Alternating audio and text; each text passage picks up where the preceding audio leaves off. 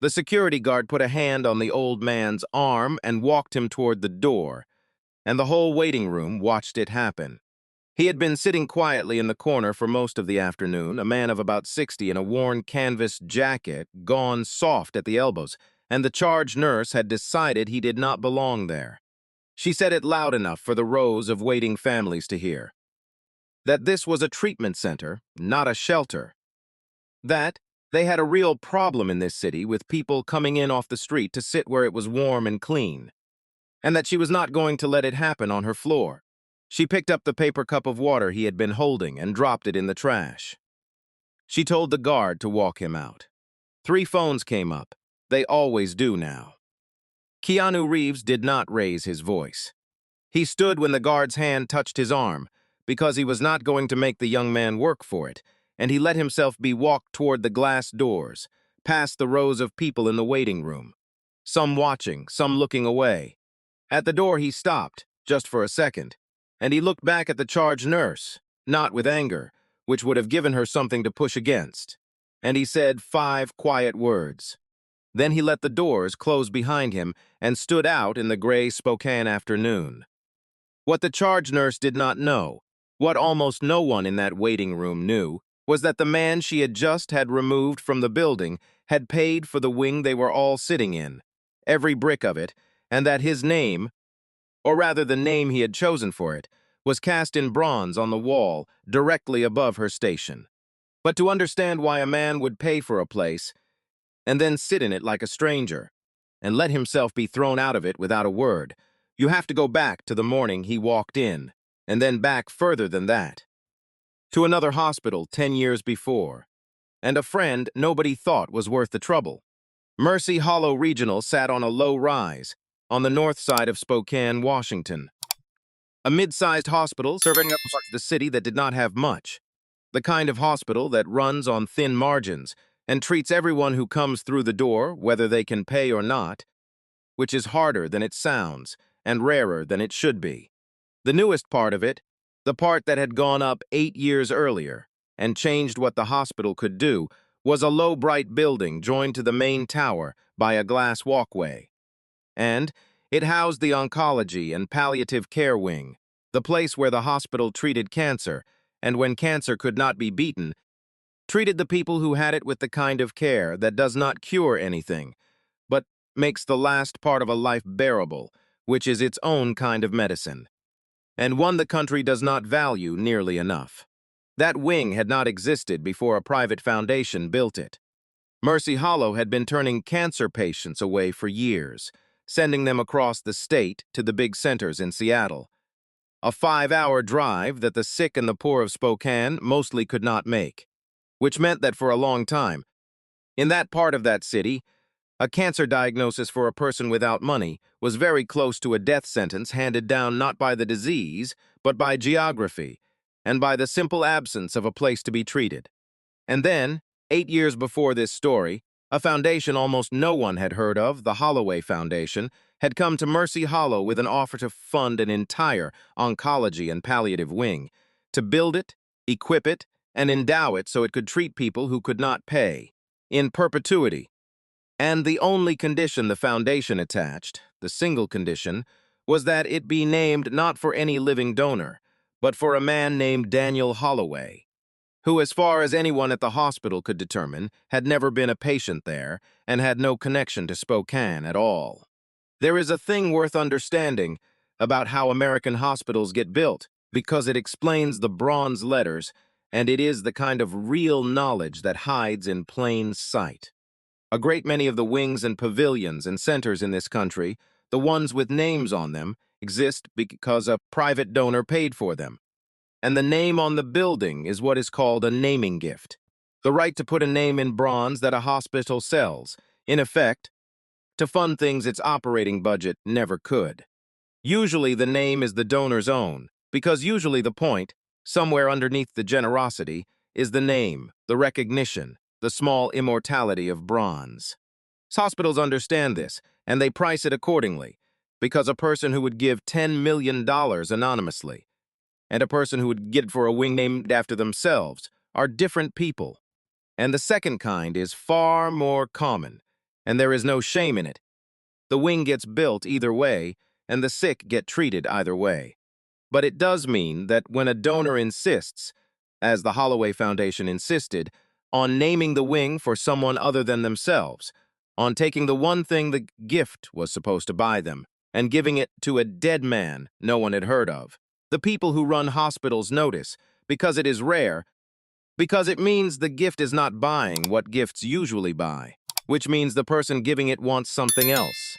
Some things the hospital cannot quite see. And that quiet wrongness, that gift that did not behave like other gifts, was the first hint anyone at Mercy Hollow had that there was a story behind the Holloway wing that they were not being told.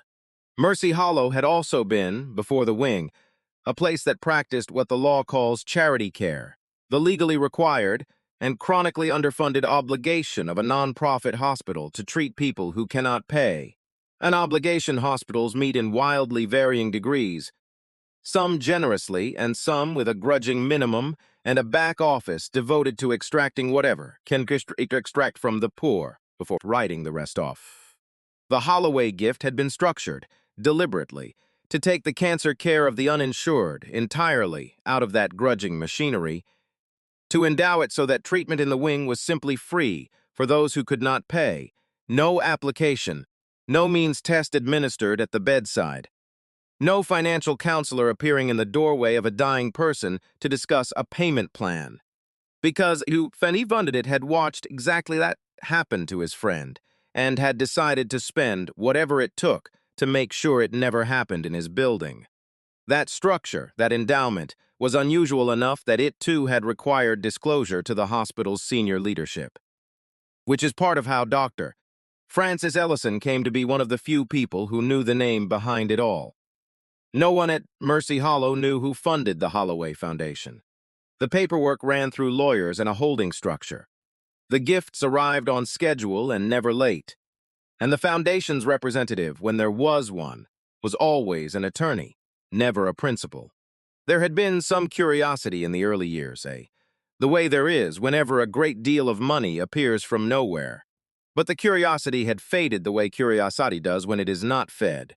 And the wings had simply become part of the hospital, the Holloway wing, named for a man no one had met, paid for by a person no one could name, and the patients who were treated there for free, the ones who would have had no treatment at all, did not ask who to thank. Because when you are drowning, you do not interview the hand that pulls you out. The man who funded the Holloway Foundation came to Mercy Hollow about once a month, and he came the way he did everything, quietly.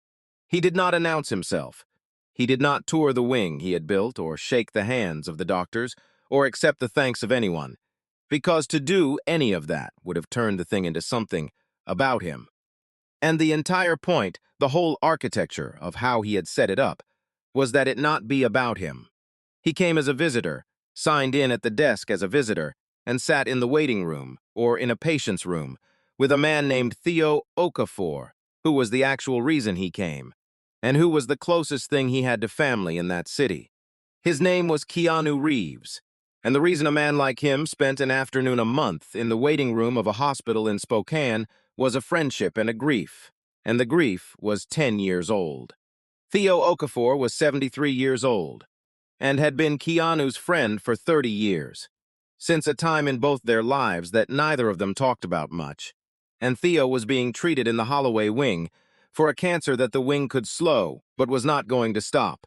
And both of them knew it, and neither of them said it, because they were men of a generation and a temperament that did not require everything to be said. Keanu came and sat with him, and they did not talk about the cancer. They talked about a fishing trip they had taken in 1994 and got most of the details wrong and argued about the details, which was the entire point. And Theo dozed, and Keanu read, and sometimes the visiting hours ran long, and Keanu sat in the waiting room afterward for a while, before he drove back to wherever he was staying, because leaving the building felt like admitting that the visit was over. And he was not always ready to admit that. Theo had been on the road too, in those years, a sound engineer, the man at the board who made the bands sound like themselves, and he had known Daniel, the three of them a kind of unit in a stretch of the 80s and 90s. And so Theo was not just a friend, he was the last man alive who remembered Daniel the way Keanu remembered him. The only other person who had been in the van, and that made him precious in a way that had nothing to do with how long he had left. When Theo got sick, Keanu had moved him to Spokane, to the Holloway wing, so that the last of his old friends would be treated in the place built for the first of them. And there was a symmetry in that which Keanu did not speak about, and which sat under every visit, the two surviving men of a vanished three, in a building named for the one who went first. Theo knew about the wing. Theo was the one person besides the lawyers and Dr. Ellison who knew Keanu had built it. Because you cannot hide a thing like that from a man who was there when Daniel died, and Theo had never told anyone, and never would. And the two of them sat in the wing every month and did not discuss the fact that one of them had built it for the other two, because some things are too large and too tender to be looked at directly, and are honored better in silence. What the wing did for Theo, what it did for everyone in it, was the thing the country is worst at understanding, which is palliative care, a phrase most people hear as a synonym for giving up, and which is in fact close to the opposite. Palliative care is the medicine of comfort, the discipline of treating not the disease but the person who has it, of managing pain and breath and fear and the thousand indignities of a failing body so that whatever time remains is livable, is human, is spent as a person and not merely as a patient. It is not surrender. The doctors in the Holloway wing fought Theo's cancer with everything that could plausibly help.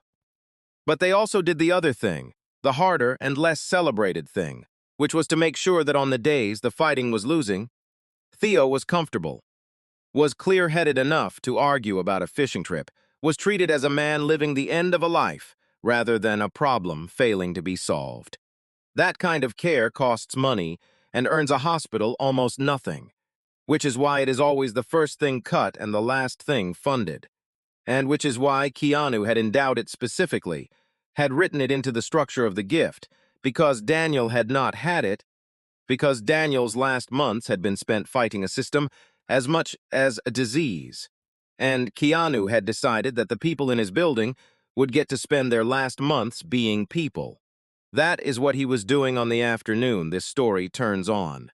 He had sat with Theo, who had slept most of the visit, and then he had come out to the waiting room and taken a chair in the corner and not left, because Theo was having a bad week, and Keanu wanted to be in the building a little longer in case the doctors needed to find someone.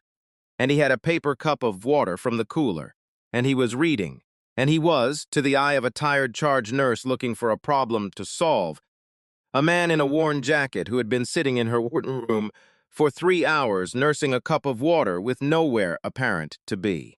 The charge nurse was named Bianca Pruett, and she was 38 years old, and it is worth being careful about her, because the easy version of this story makes her a monster, and she was not a monster. She was something more common and more useful to understand.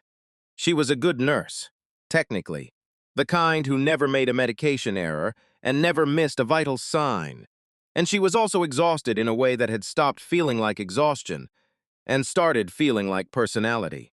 She had been a nurse for 15 years, the last 3 of them at a hospital that had closed, laying her off along with 400 other people.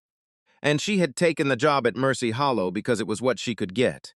And she carried into it a thing that a lot of people carry out of a layoff, a need to prove she was the competent one, the one who kept order, the one who did not let things slide. And somewhere in 15 years of hard shifts, she had developed what she thought of as a skill and what was actually a prejudice, the ability to look at a person and know, instantly, what they were. She believed she could read people. She believed it was part of being good at her job, triage of the soul, and like a lot of people who believe they can read others at a glance. What she had really developed was a fast and confident way of confirming what she already assumed. And she assumed, looking at a quiet man of 60 in a worn jacket sitting too long in her waiting room, that she knew exactly what he was. The layoff had done something to her that she had never examined, And that is the closest thing to an explanation she had. Though she would never have accepted it as one, she had given a hospital 11 years, and it had closed under her without warning or apology. 400 people walked out into a parking lot with boxes, and the lesson Bianca had drawn from it, the lessons her fear drew for her, was that the world did not reward loyalty or kindness or giving people the benefit of the doubt, that the world rewarded the hard and the certain and the ones who protected themselves, and she had come to Mercy's Hollow determined never again to be the soft one, the one things happen to. She mistook hardness for strength, which is the most common mistake frightened people make, and she had been practicing it for 3 years, getting better at it, getting more certain, getting more certain. Certainty felt like competence, and the hardness felt like professionalism. And no one had ever stopped her, because a hard, efficient nurse who keeps her floor in order is exactly what an understaffed hospital is grateful for. Right up until her hardness lands on the wrong person, which in her mind would always be bad luck, rather than the inevitable result of treating people as types instead of people. This is the most dangerous kind of bias, the kind that wears the uniform of professional judgment. A person who is openly cruel can be recognized and resisted. A person who has dressed their bias up as expertise, who has convinced themselves that contempt is discernment, is far harder to stop, because they are not acting out of malice, in their own minds. They are doing their job. Bianca Pruitt, walking toward the man in the corner that afternoon, did not feel cruel. She felt competent. She felt like someone enforcing a reasonable rule for the good of the real patients. And that feeling, that clean professional certainty, is what allowed her to do what she did next, without a flicker of doubt. But before we get to that, you have to understand the man in the chair.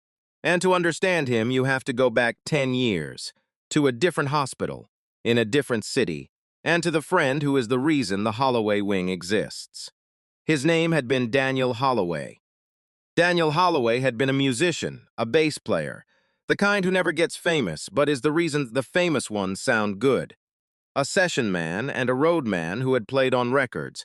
People loved without ever knowing his name, and he had been one of Keanu's closest friends for 20 years. From a stretch of Keanu's life that had been harder and stranger than the one people saw later. They had been broke together once. They had slept in the same van on the same tours. Daniel was the friend who had known Keanu before anything, who treated him exactly the same after everything, who was incapable of being impressed by him, which is the most valuable quality a friend of a famous person can have, and the rarest. And about 12 years before this story, Daniel Holloway had gotten sick. They had met in a rehearsal space in 1991, two broke men in their 30s, and the friendship had been built on the particular foundation that the best ones are, which is that neither of them wanted anything from the other. Daniel did not want Keanu's connections, because Daniel did not believe in connections, believed only in whether you could play, and Keanu could not play bass worth a damn, and they both knew it, and it did not matter. What they had instead was 30 years of small things, the language two people build between them over decades, the arguments they had had so many times they could perform both sides, the fishing trip in 1994 that had gone wrong in 6 different ways, and become, in the retelling, the best trip either of them had ever taken. Daniel was the one person in Keanu's life who would tell him he was being an idiot, and mean it, and be right. When everything changed for Keanu, when the fame came and the money came and the strange, isolating weight of being recognized. Everywhere came with them. Daniel was the fixed point, the man who would pick up the phone and say something rude before Keanu had finished saying, "Hello?" Who treated a movie star and a session bassist as exactly what they had always been to each other, which was equals, which was friends. You cannot buy that. Keanu, who could by then buy almost anything, understood with total clarity that the thing Daniel gave him was the one thing not for sale. And he guarded it, and he never once let the imbalance of their bank accounts become an imbalance of their friendship, because Daniel would have walked away the instant it did, and Keanu knew it, and was grateful for it, because it kept him honest. He had gotten sick at the wrong time in life in his caught, between the kind of work that came with insurance. A working musician in his 50s, with a body full of cancer and a wallet full of nothing, and he had gone to a good hospital in a good city, and what had happened there was the thing Keanu could not forgive, and could not forget, and could not stop seeing. They had not refused to treat Daniel, exactly. It was subtler and worse than refusal. They had treated him as a man who did not matter. A man without money, and without status, and without anyone visibly important in his corner. An aging musician in a worn jacket. And the care he got was the care such men get, which is care delivered with a particular invisible discount.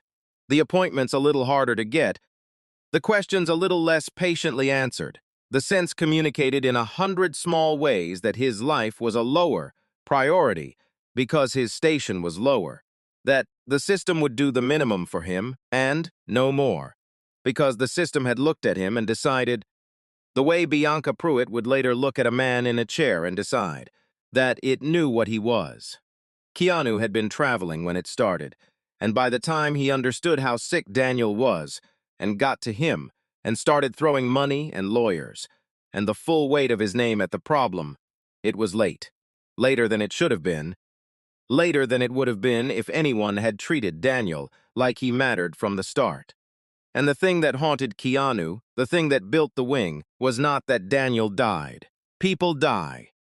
It was that Daniel spent some of the last clear thoughts of his life being made to feel like a man who was not worth the trouble in a building full of people whose entire job was supposed to be that everyone was worth the trouble. Daniel had said something to Keanu near the end, not bitterly. Daniel was not a bitter man, just tired, just stating a fact he had observed. He had said, "It's funny, you spend your whole life thinking they'll take care of you if it ever gets bad. And then it gets bad, and you find out they take care of you, exactly as much as they think you're worth."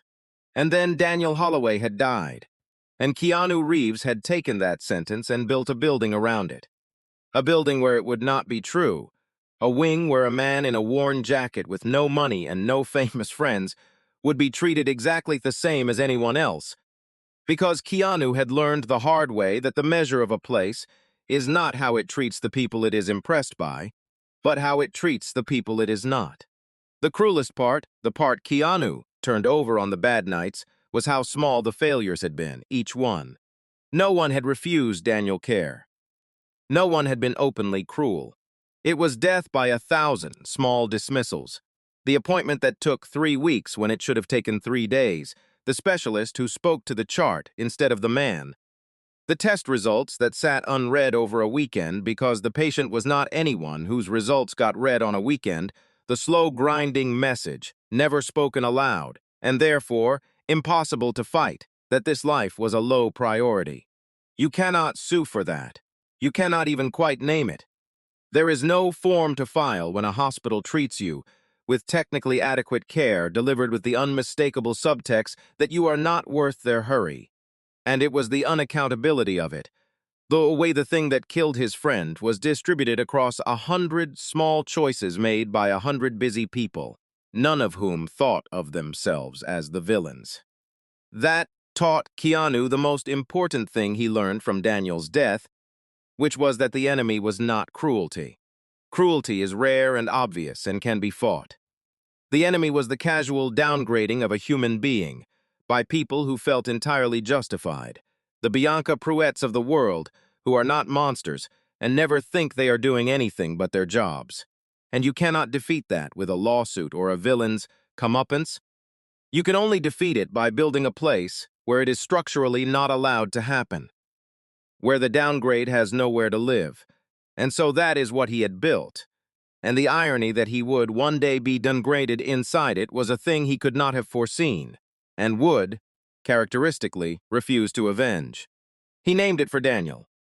He funded it through a foundation in Daniel's name, so that Daniel's name, the name nobody had bothered to learn in that good hospital in that good city, would be the first thing every patient saw, cast in bronze on the wall, in the one place built on the principle that everybody's name was worth learning.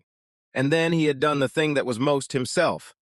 The thing that made the whole gesture real instead of vain. He had kept his own name off of it entirely. He had made it about Daniel and not about himself. And he had come once a month as a nobody, as a visitor in a worn jacket, and sat in the building he had built, anonymous, watching it do the thing he had made it to do, which was treat the nobodies like somebodies.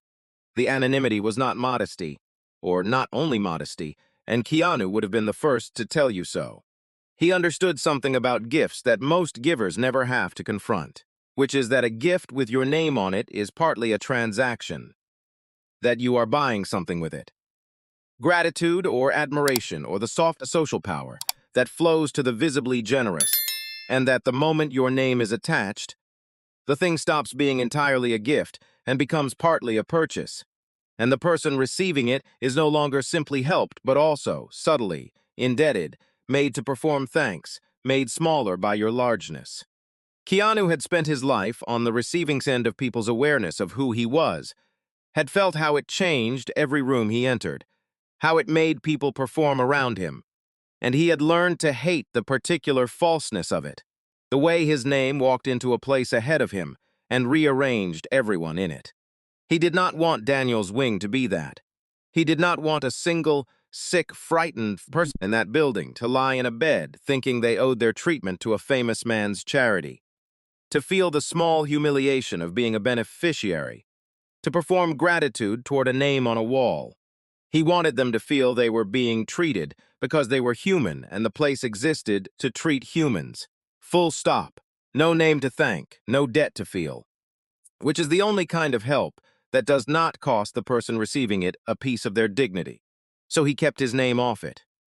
The cost of that, the price he paid for it, was exactly what happened in the waiting room that afternoon, that he had made himself so thoroughly no one that he could thrown up of his own gift by someone who saw a worn jacket and concluded a worn man. He had known, building it, that anonymity meant forfeiting all the protection that recognition brings. He had decided the forfeit was the point. A gift you can be thrown out of is the only kind that was ever fully given. The terrible irony, the thing that gives this story its shape, is that the wing worked so well at being anonymous that it had no protection for its own founder. Keanu had built a place where a man in a worn jacket would be treated with dignity, and then he had walked into it as exactly that man. And the system he had built had a flaw he had not anticipated, which was Bianca Pruitt, who looked at the dignified treatment of nobodies as a problem to be managed rather than the entire point, and who had decided that the nobody in the corner had been there long enough. She walked over to him at 4:15. "Sir," she said. "Sir, are you a patient or a visitor?" Keanu looked up from his book. "A visitor," he said. "Visiting whom?" "Theo Okafor, in the Holloway wing. He's resting now, so I'm waiting." Bianca Pruitt had heard 100 stories from people who wanted to sit where it was warm, and she did not believe this one. Partly because she had already decided not to believe it before she walked over, which is how decided in advance works. "You've been here 3 hours," she said. "Visiting hours for that wing ended at 3. So you're not visiting anyone right now. You're just sitting here." She said it the way you say a thing you have caught someone in, triumphant under the professionalism. "I'm waiting in case they need to reach me," Keanu said. "He's having a hard week. I'd rather be in the building." "This isn't a place to wait around," she said. And now her voice had come up, because two things had happened. A small audience had begun to form, in the way waiting rooms always have an audience, and the man had not been intimidated, had answered her calmly, and a person like Bianca, once she has started down a road in front of an audience, cannot turn back, because turning back is an admission, and admissions are the one thing her whole brittle competence cannot survive. We have a real problem in this city with people coming into hospitals to use them as shelters, sitting in waiting rooms all day because it's warm and there's water and nobody throws them out. Well, I throw them out. This is a treatment center, not a shelter, and I'm not going to have my floor turned into one. You need to leave." The waiting room had gone quiet. An older woman 2 seats down had stopped pretending to read her magazine. And Keanu Reeves, who could have ended the entire thing with one sentence, who could have said the name on the wall, who could have asked her to look up at the bronze letters directly above her own station, did not, because that was not who he was, and not how Daniel's wing was going to be defended. By its founder pulling rank like the people who had made Daniel feel small. So he closed his book, and he started to stand, and that should have been the end of it. An unjust thing, but a small one. A man leaving a waiting room. There was a young nurse at the station who had heard the whole thing. A man of about 24 named Devin Cho, 6 months into his first nursing job. And Devin had been getting more uncomfortable with every word. Because he had checked that man himself an hour ago, had seen him sign the visitor log, had watched him sit quietly, doing absolutely nothing wrong. And the gap between what Devin was watching and what Bianca was claiming had become too wide to stand in silently. "He's a visitor," Devin said. From the station, his voice not quite steady. "I checked him in. He's here for a patient in the Holloway wing. He's not. He hasn't done anything." And Bianca Pruett turned and looked at Devin with a particular expression.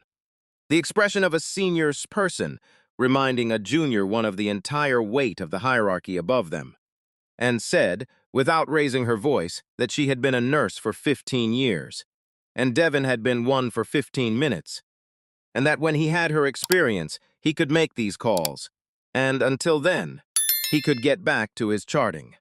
And Devin Cho, 24 years old, 6 months into the only job he had ever wanted, with a probationary review coming up and a supervisor telling him to stand down, looked at the floor and stood down. He hated himself for it instantly. He would think about it for weeks. But he was new and he was afraid.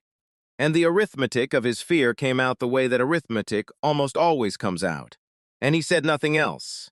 And Keanu, who had seen the young man try, caught his eye for half a second and gave him the smallest nod, which meant it's all right, which meant you spoke, which meant don't lose your job over this.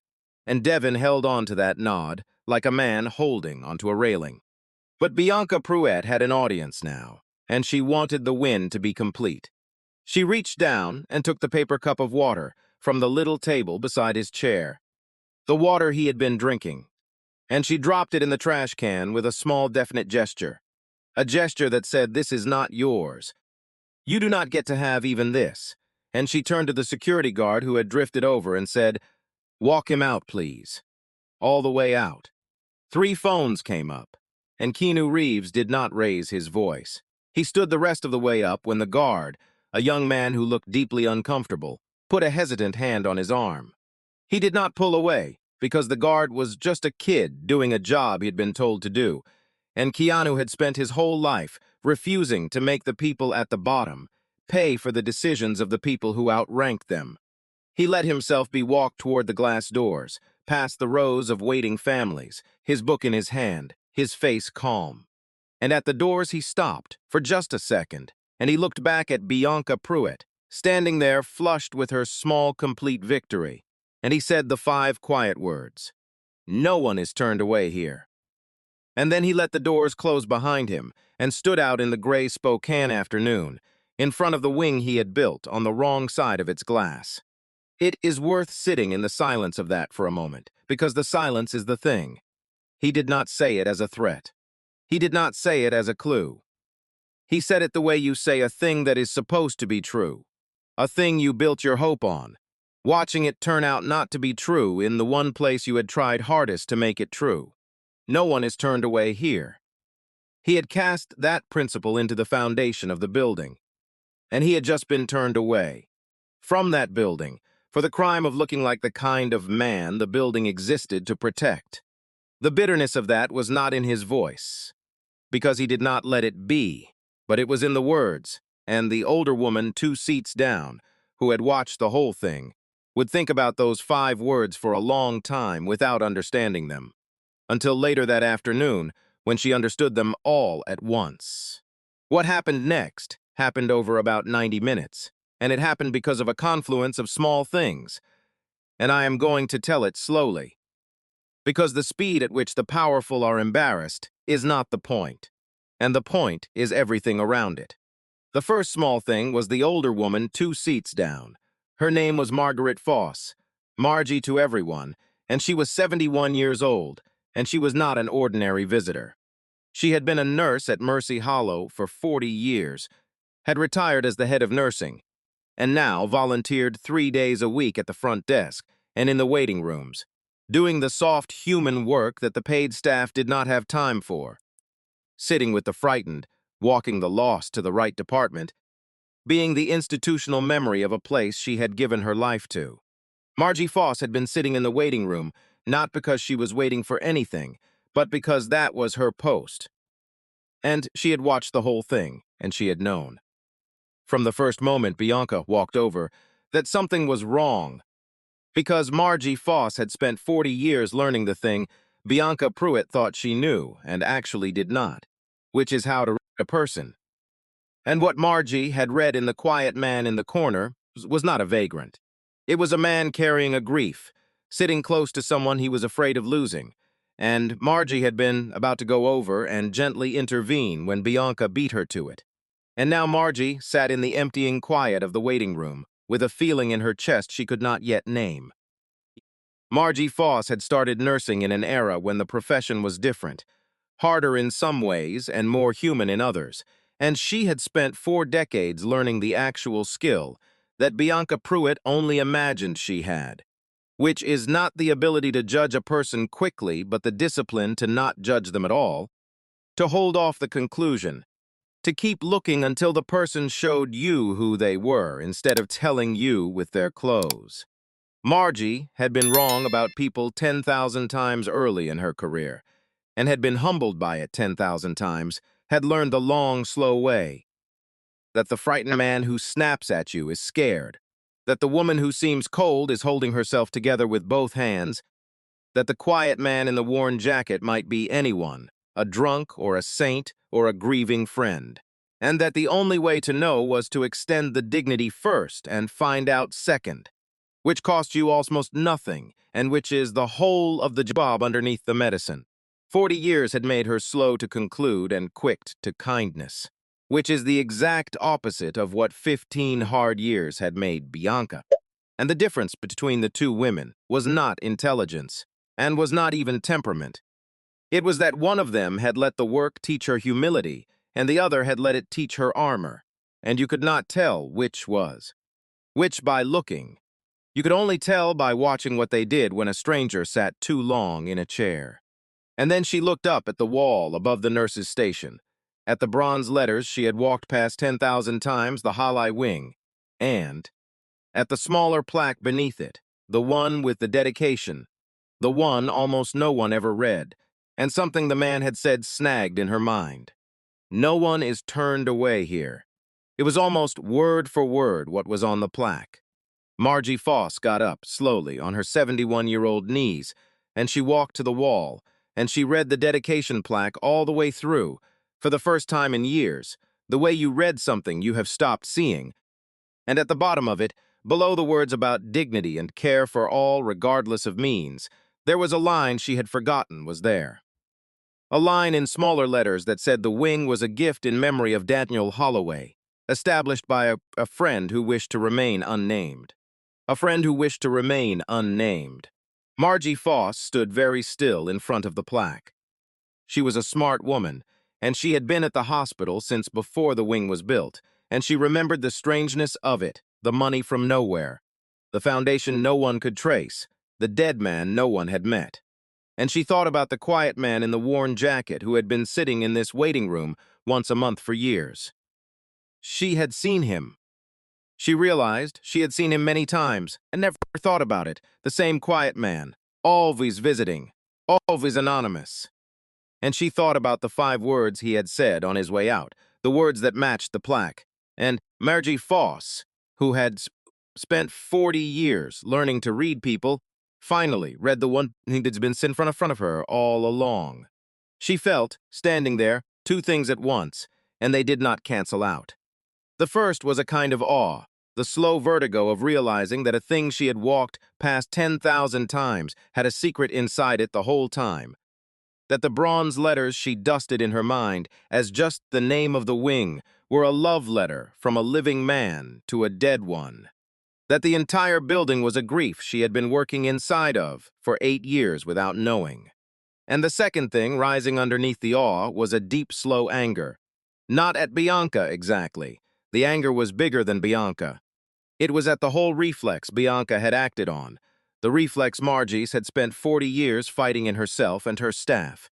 The glance that becomes a verdict, the worn jacket that becomes a worthless man, and she understood with a terrible clarity that the reflex had just thrown the most generous person ever to walk through those doors out onto the sidewalk, and that the only reason anyone would ever know was that this particular nobody happened to have a name in bronze on the wall, and that all the other nobodies, the ones without a wing to their name, got thrown out every day by the same reflex, and no one ever found out they had been somebody, because everybody is somebody.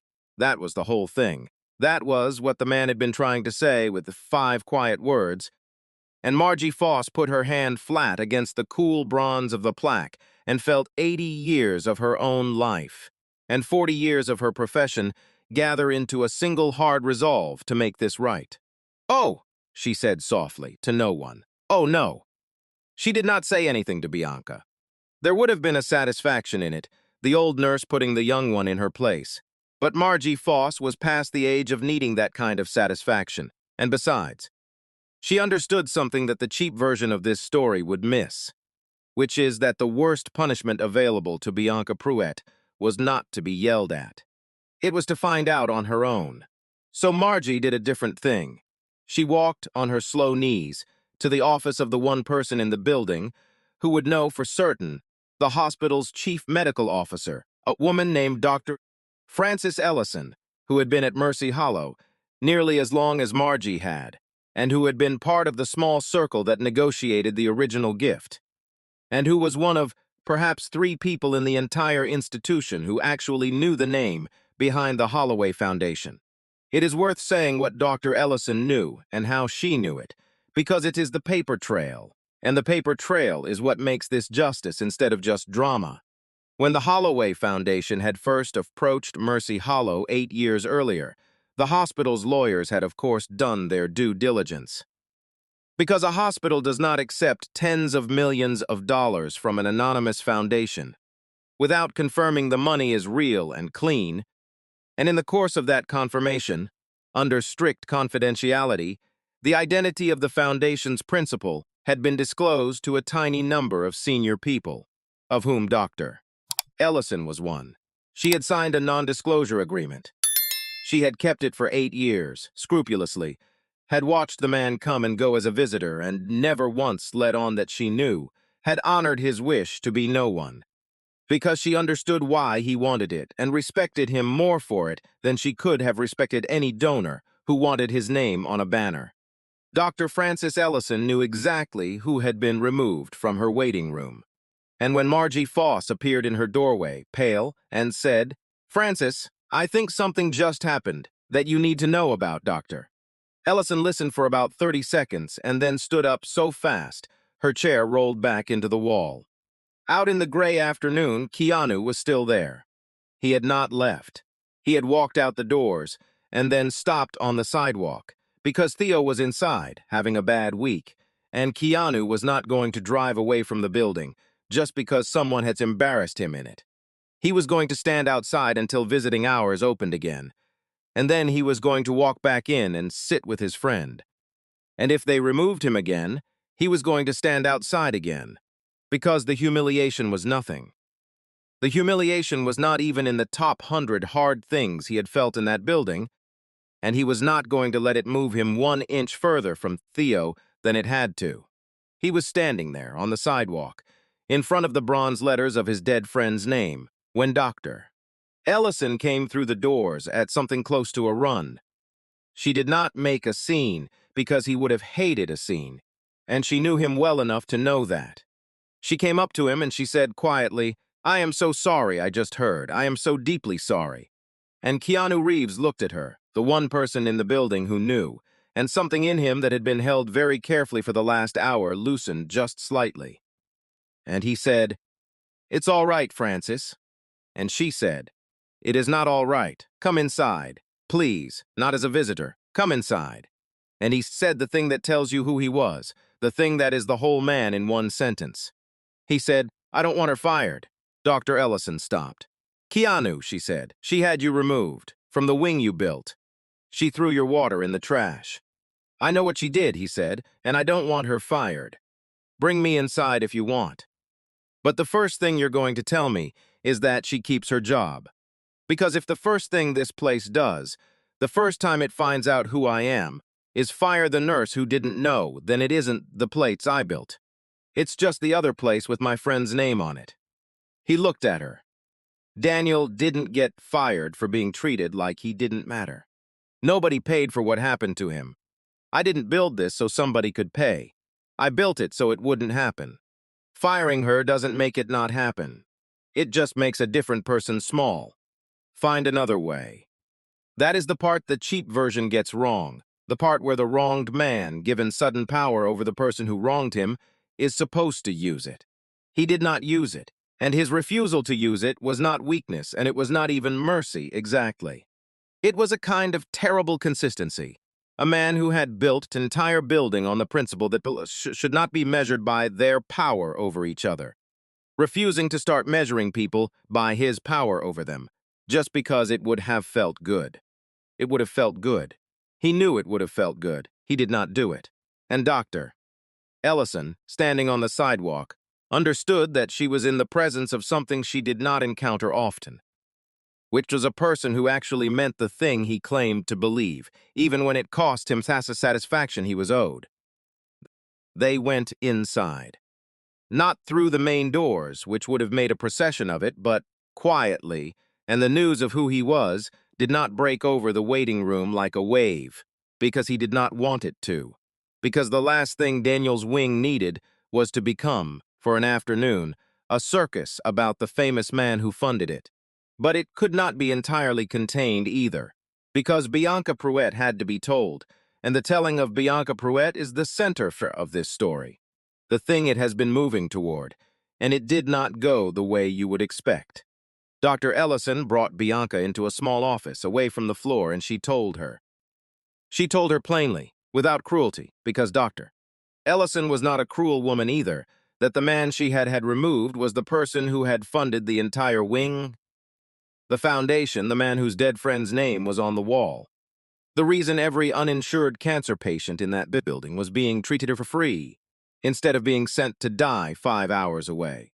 And Bianca Pruett's face, as she understood it, did a thing that is worth describing precisely, because it is the truth about people like her, the truth the cheap version would replace with a tearful apology. She did not crumble. She did not weep with remorse. The first thing that crossed Bianca Pruett's face before anything else was fear. Fear for her job, fear for her record, fear of consequence, the pure animal fear of a person who has been caught. And only after the fear, underneath it, slower, came something that might have been the beginning of shame but never quite arrived. Because Bianca's mind was already, even in that moment, reaching for the thing it always reached for, which was the justification. She had not known. How could she have known? He should have said something. He was sitting there for 3 hours. What was she supposed to think? The rule about loitering was a real rule, and she had been enforcing it. It was not fair to expect her to recognize a man who was deliberately disguising who he was. By the time Dr. Ellison finished, Bianca Pruett had already, in the privacy of her own mind, begun to reassemble herself as the victim of the situation, a woman doing her job who had been set up by a rich man's game of dress-up. And that reassembly, that swift instinctive flight from the simple fact that she had treated a human being like garbage because of how he was dressed, is the most honest and most damning thing about her. And it is the thing that tells you she had not learned anything and was not going to. She kept her job, Keanu had insisted, and Dr. Ellison honored it, though she moved Bianca off the floor for a while and required her to complete a course in something the hospital called patient dignity training, which Bianca attended with the resentful compliance of a person serving a sentence for a crime she does not believe she committed. She told the story afterward to the people who would listen, as a story about how she had been humiliated, How the administration had thrown her under the bus to flatter a celebrity. How nobody could possibly have known. How it was all very unfair to her. She made herself the wronged party. She always would. Some people, when they are shown a mirror, look at the mirror instead of themselves, and Bianca Pruitt was one of them. And she went on through her career being technically excellent and quietly certain that she could tell, just by looking, what people were, having learned nothing at all from the one time it had cost her, because the lesson had been about someone else, in her telling, and never about her. There was one person the day did change, and it was not the person you would design the story to change, which is part of why this story is true. It was Devon Cho, the young nurse who had spoken up and then backed down. Devon had watched the whole reckoning unfold from the edges, had learned along with everyone else who the man in the worn jacket was. And the thing that lodged in him was not the reveal. It was his own 10 seconds of silence, the moment he had known exactly what was right, and had let his fear of a probationary review talk him out of it. He could not stop thinking about the small nod the man had given him. "It's all right," the absolution he had not earned and did not want. Because he had not, in the end, done the right thing. He had started to, and then stopped, and the man had forgiven him for it anyway. Which was somehow worse than being blamed. Devon went to Margie Foss, a few days later, because Margie was the kind of person you went to, and he told her he was ashamed. And Margie Foss looked at the young man and gave him the only thing that helps, which was not comfort. She told him he was right to be ashamed, that the shame was correct, that he had failed a small test, and that the failure was real, and he should not let anyone, including the kind man in the jacket, talk him out of feeling it, because the shame was the thing that would make him braver next time, and there would be a next time. There was always next time. And the whole question of a life in a place like this was whether you let the shame teach you to speak the second time, or let your fear teach you to stay quiet forever. Devon Cho kept that. Of everyone in the building that day, he was the one who actually carried something away that made him better. And it had cost him a failure to get it, which is the only currency that particular lesson ever comes in. So the justice was not clean. It never is. Bianca Pruitt was not transformed. She was barely even inconvenienced by her own accounting. The man she humiliated would not let her be punished in any way that would have satisfied the people who heard the story. And so the story, as it spread through the hospital, and then, in a smaller way, beyond it, did not have the ending people wanted, the ending where the cruel are brought low. It had a stranger ending, where the cruel person keeps her job and her self-justification, and the wronged man asks for nothing. And the only thing that actually changes is that a few people who watched it happen understand something a little better than they did before. It is worth sitting with how unsatisfying that is, because the dissatisfaction is the honest part. We want the nurse to be fired. We want her marched out past the same waiting room. Want her to feel the precise humiliation she dealt out. Want the universe to balance its books in front of us. And the universe declines. Because the man with the power to balance them refuses to pick up the pen.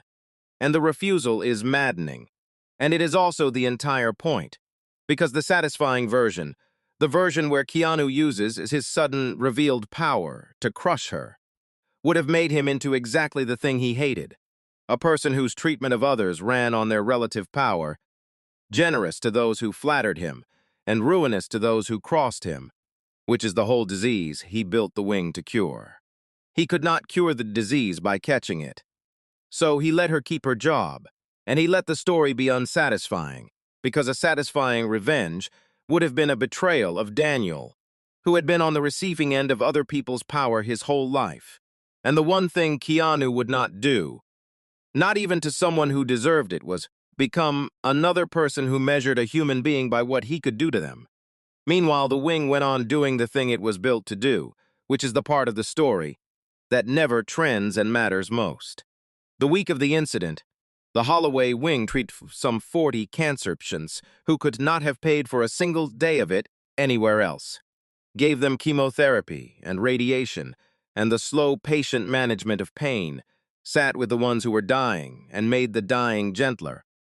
sent some of them home in remission, and walked some of them all the way to the end with their dignity intact. And not one of those patients knew or needed to know that the quiet man who had been thrown out of their waiting room on Tuesday was the reason they were alive or comfortable on Wednesday. That was the design. That was the whole design. The wing did not run on gratitude toward a benefactor. It ran on the simple, unglamorous machinery of people being treated like people, financed invisibly by a man who wanted no part of their thanks. And it kept running, the day after the incident, and every day after that, which is the only revenge Keanu was ever interested in. The long, quiet revenge of a place that refuses, patient by patient, to be the place that killed his friend. And Daniel was still gone. That is the asymmetry at the center of it, the wound the whole building was built around and could not heal. Keanu could fund a wing, could put Daniel's name in bronze, could make sure that no one else in that city died being treated like they did not matter. And none of it brought Daniel back, and none of it gave Daniel the months of dignity he had been denied. And Keanu knew that, knew it every single time he walked under his friend's name, that he had built a cathedral to a grief he could not fix, that the wing was not a victory over Daniel's death, but a long conversation with it, a way of saying to his friend, every month in bronze and brick, I heard you. I heard what you said about being worth only as much as they think you're worth, and I spent everything I had making one place where it isn't true. It did not bring Daniel back. Nothing was going to bring Daniel back. He built it anyway because some griefs you cannot resolve, you can only honor, and honoring them is the only thing left to do with them. He went back in and sat with Theo. That afternoon, after all of it, he went back into the Holloway wing and sat down next to his friend's bed. And Theo, who had slept through the entire drama, woke up and looked at him and said, You look like hell. What happened to you? And Keanu said, Long story. And Theo said, I've got nothing but time, which was a joke a dying man was allowed to make, and no one else was. And Keanu laughed, really laughed, for the first time that day, and the two old men sat there in the wing. One of them did not know the other had built, and argued again about the fishing trip in 1994. And that was the only part of the entire day that mattered to Keanu, the only part he would have walked back through the humiliation 100 times to keep. They got the fishing trip wrong again. On purpose, both of them. Theo insisted it had rained the whole weekend, and Keanu insisted it had only rained the one morning. And they both knew Keanu was right, and both knew Theo would never concede it, because conceding it was not the point. The argument was the point. The argument was 30 years of friendship compressed into a disagreement about weather, a thing they could still do, still had, still were. Two men who had been young together arguing about a fish that may or may not have been caught in a river, whose name they no longer agreed on. Theo tired quickly now. The wing made sure he was comfortable while he tired, made sure the tiring was gentle, and after a while he drifted toward sleep mid-sentence, still arguing, and Keanu sat with him as the light went down outside the window, and did not leave when visiting hours ended, and no one came to remove him this time, because the building had quietly learned who he was. And there is a sad irony in that, too, that he got to stay only because they finally knew that the dignity he had wanted to be automatic had turned out, for him, to require the very recognition he had spent 8 years refusing. He noticed it. He noticed everything. He sat with his sleeping friend in the wing named for his dead one, the last two of the three. And he understood that he had built a perfect machine for treating strangers like somebodies, and that it had taken his own humiliation to reveal that even the machine, in the end, ran a little faster for a name, and that the work of making the world fair was never finished, was never going to be finished, was a thing you did anyway, every day, knowing it would not be enough, because the alternative was to stop, and he was not going to stop. Margie Foss retired for real that year. And on her last day, she did a thing she had been thinking about since the afternoon in the waiting room. She went to the dedication plaque, and she read it again, all the way through. And then she found Dr. Ellison and asked her one question, the only thing she still wanted to know. She asked whether the man, the friend who wished to remain unnamed, was happy. Not whether he was rich, not whether he was who the rumors now said he was, just whether he was happy. And Dr. Ellison thought about it for a while and said she did not thought about it for a while and said she did not think happy was the right word for him. That he was something more like at peace, the particular peace of a person who has taken the worst thing that ever happened to him and turned it into the best thing he could build, which is not the same as happy, but is maybe more durable. And Margie Foss nodded, because that was an answer she understood, and she went home, 40 years of nursing behind her, having learned one more thing on her way out, which was that the people worth knowing are almost never the ones who tell you who they are. I have told this story a few times now, and people always want to talk about the moment of the reveal, the satisfying turn where the nurse finds out who she threw out. That was never the part that stayed with me. The part that stayed with me was the cup of water. The paper cup she took off the little table and dropped in the trash. The small, needless cruelty of it. This is not yours. You do not get to have even this. And the fact that the man whose water it was had built the entire building, had put a water cooler in every waiting room of it, precisely so that no one who came there, frightened and poor and sick, would have to ask for a drink. And that he stood there and let her throw his own water away, rather than tell her who he was, because telling her would have meant defending himself with the one weapon Daniel never had, which was being important. He drank from the same cooler as everyone else. He let her throw it away. He would rather be thrown out of his own building than be the kind of man who could not be. That is the part that stays with me. Daniel spent his last months learning he was worth only what they thought he was worth. His friend spent the rest of his life building a place and being a man where that was not true, and the proof of it, the whole proof, was a paper cup of water in a trash can, thrown away by someone who did not know, and not retrieved, and not avenged. While this story is fictional, the lessons about how we measure the worth of the people in front of us and what it costs when we get it wrong are very real. Thank you for following this story. Let us know in the comments below. If this story has moved you and you'd like to stand with us in bringing more voices of truth and hope to light, please consider supporting our work. Even the smallest gift helps us continue creating and sharing these powerful stories. You can find the donate link in the description. And of course, don't forget to subscribe so you won't miss the next chapter we're preparing for you.